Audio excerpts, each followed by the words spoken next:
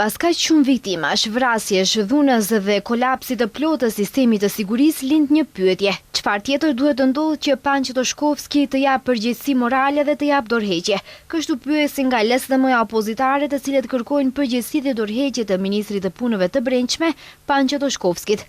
Dhe ka nema moral.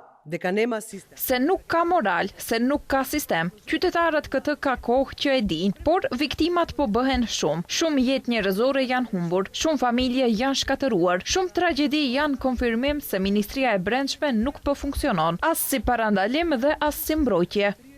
Kaja Shukova nga LSDM përmendi 37 vjeçaren e vrarë nga Shkupi, rastet e shtuara të dhunës në familje, gruan që u hodh nga balkoni me vajzën e saj si pasojë e dhunës në familje, vrasësin serik nga Staro në Goriçani, tragjedi në diskotekën Puls në Koçan, 5 tonë drogë që kaluan kufirin e rastet të tjera. Po posljednjите 2 godini.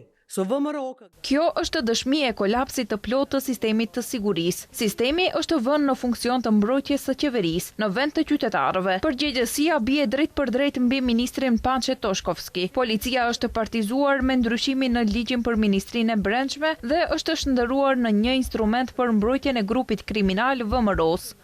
Shukova thosë se shteti nuk është i sigurt, institucionet nuk janë funksionale dhe qytetarët janë lënë vetëm.